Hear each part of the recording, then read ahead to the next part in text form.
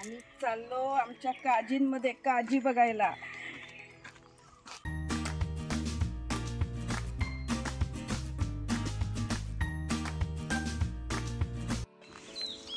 पहिल्यांदाच मी गावी आले आहे कोकणात माझ्या सासरी. आणि आता आम्ही चाललोय आमच्या काजूच्या बागेत. माझ्यासमोर सोनू दीदी चालते आणि समोर तिच्या पुढे पप्पा आहेत. आणि आता ही आपण बघत आहोत ती आमच्या गावची काजूची भली मोठी बाग आहे.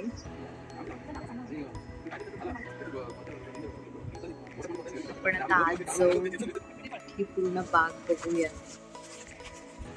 बागेमध्ये भाई काका आधीचे आलेले आहेत आणि आपण बघू शकता ते काजू गर जे आहेत त्यांच्या बिया आणि गर वेगवेगळे करत आहेत.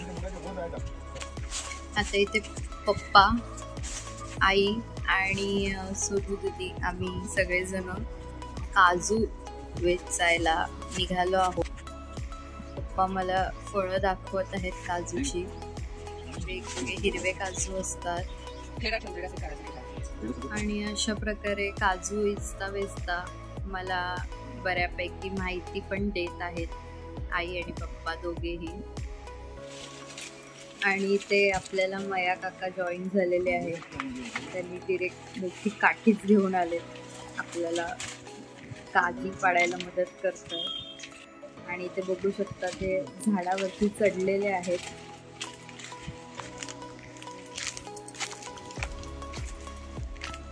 आमचे गावचे काका आहेत ते वरती झाडावर चढणे सुद्धा एक कला आहे. काजू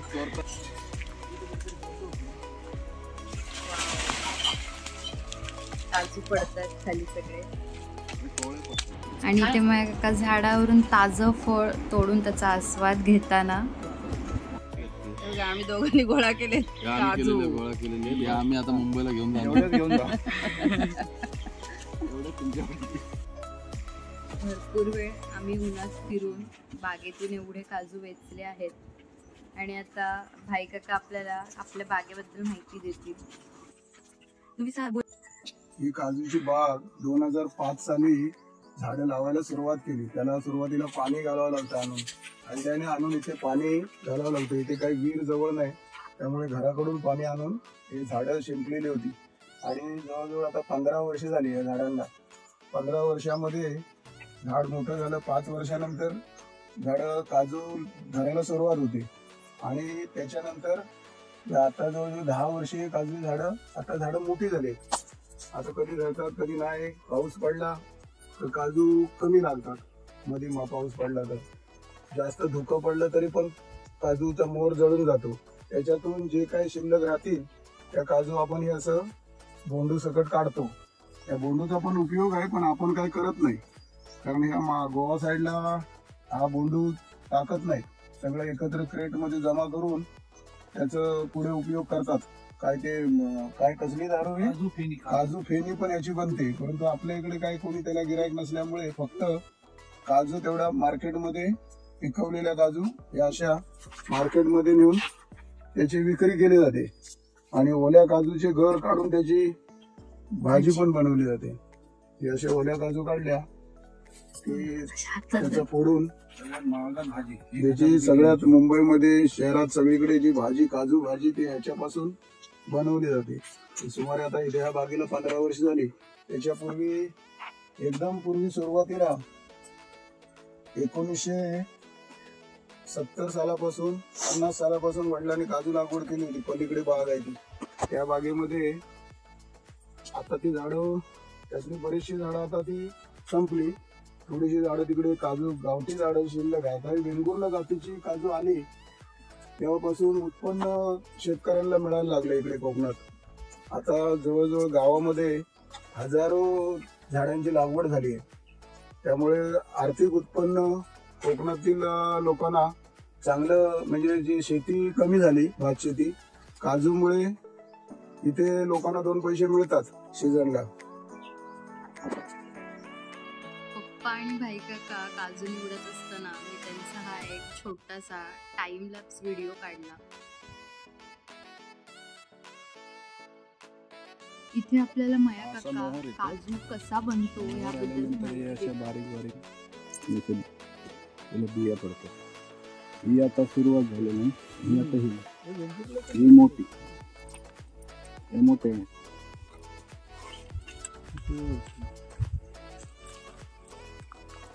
त्याच्यानंतर मी ते अशी बोंडी पिकले जाते.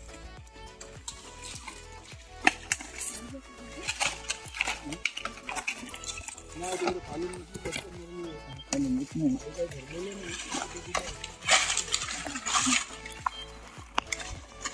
अशी पिकले जाते. आणि अशी काढायची. दाखव असे पकडू. आता याच्यात दोन प्रकारचे आहेत. हे पिकलेले आणि हिरवा. ही झाडाला असे अर्धे कधी पिकतात. हिरवी आहे ही पिकलेली अशी काढायची. काजूच्या बागेत अजून एक साईड बिझनेस आहे काताचा. खैराचं झाड हे हे खैराचं झाड आहे. या खैराचं झाडाचं कात काढलं जातं. ह्याच्या मधला गाभा असतो त्याचं कात काढलं जातं. हे कात 2-3 प्रकारला वापरलं जातं. एक तर पानामध्ये आणि कलरमध्ये इथं वापरलं जातं. हे झाड काढताना हे पूर्ण खतून मुळासकट काढलं जातं. त्याची वरची साल काढून आपला जो गाभा असतो तो विकला जातो. आता हे कोकणात मनावर विकलं जातं. मन म्हणजे 40 किलोचा एक मन. त्या 40 किलोला 3200 रुपये भाव आहे. आता हे झाड आहे हे कमसे कम 10,000 किमतीचं झाड आहे. हे जर आता काढलं तर मिनिमम 10,000 रुपये मिळू शकतात. लगेच काढूया काय? अशी झाडं या बागेमध्ये अशी होतात. ह्याला काय पाणी लागत नाही, त्याला लावलं जात नाही, काय नाही. हे आपोआप नॅचरल झाड आहे. हे आपोआप उगवतं. याला कुठलीही माणसाला मेहनत करावी लागत नाही. फक्त एवढंच आहे काढून विकतानाच मेहनत करायची. बाकी याला काय ना पाणी नाही लागत, काय नाही, खत नाही, काय नाही. आणि तुम्ही बघू शकता हे आहे आंब्याचं झाड आमच्या बागेतलं. या आंब्याच्या झाडाबद्दल सुद्धा माहिती आपल्याला भाई काका आता देणार आहेत. तर आपण ती माहिती ऐकूया त्यांच्याकडून. ओरिजिनल आंबा जो आहे ना हा मे महिन्याशिवाय तयार नाही होणार. पर ओरिजिनल आहे ना. औषध वगैरे काय वापरलं असतं तर तो आंबा फेब्रुवारीत तयार झाला असता. पण आता कसं झालंय हा गळती पण होते.